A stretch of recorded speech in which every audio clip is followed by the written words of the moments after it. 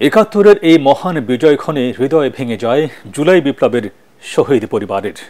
স্বাধীন ভূখণ্ড পেলেও 53 বছরও স্বাধীনতার প্রত্যাশা অধরা থেকে যাওয়ায় 2024-এ পতিত স্বৈরাচার আওয়ামী লীগের বিরুদ্ধে আরেকবার যুদ্ধে নামতে হয়েছিল এদেশেরই ছাত্র শ্রমিক জনতাকে, যার চূড়ান্ত বিজয় আসে 36 জুলাই বা 5 আগস্টে। বৈষম্য বিরোধী ছাত্র আন্দোলনের শহীদ আসহাবুল ইয়ামিন ও গোলাম নাফিজের পরিবারের সাথে কথা বলেছেন সহকর্মী আদ্দিন সজীব। নতুন ড্রেসে নতুন সুরমা মাখিয়ে 5 তারিখে সকালে কলকাতা পড়েছি।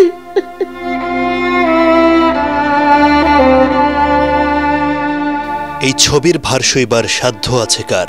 1971-এ যুদ্ধ করে স্বাধীন করা এই বাংলাদেশেই লাল সবুজের পতাকা মাথায় মেধাবী ছাত্র শহীদ গোলাম নাফিজকে নির্মমভাবে হত্যার এই দৃশ্যে বাকরুদ্ধ গোটা বাংলাদেশ। জালিমা জুলুম হতে নাফিজরা দেশ রক্ষা করছে।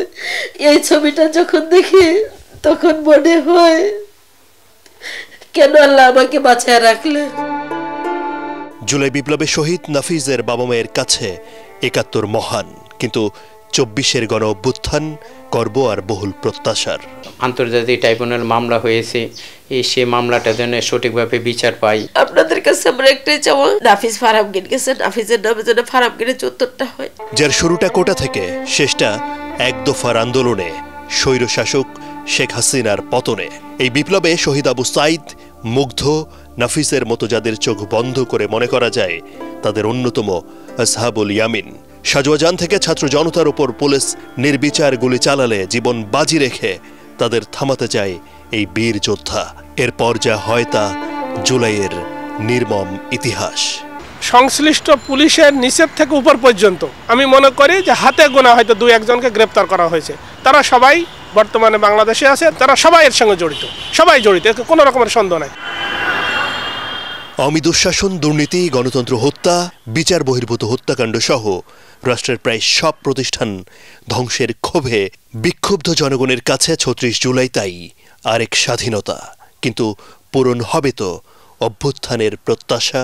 যে সমস্ত আওয়ামী লীগ ফ্যাসিস্টের দোসররা প্রকাশ্যে অস্ত্র নিয়ে এবং তাদের ইন্ধনে এবং তারা মিটিং করেছে, সেগুলো সবই ভিডিও আছে, সব আছে। তাদেরকে কেন পুলিশ গ্রেপ্তার করছে না? যেভাবে এই বিচারটা হচ্ছে সময় ক্ষেপণ হবে, আমি খুব একটা আশাবাদী হতে পারছি না। 53 বছরের স্বাধীনতাকে লুণ্ঠিত করা হয়েছিল, কুক্ষিগত করা হয়েছিল, বিদেশি ষড়যন্ত্র, বিদেশের সাথে যে আজ্ঞাবহ এই যে আংশিক স্বাধীনতা অর্জিত হয়েছিল, যেটি স্বাধীনতার সার্বজনীন রূপ পায়নি, এটি 24-এ এসে সার্বজনীন রূপ পেয়েছে।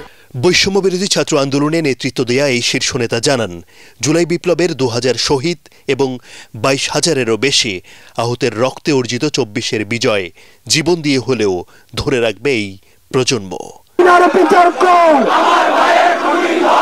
আদ্দিন সজীব, এটিএন বাংলা, ঢাকা।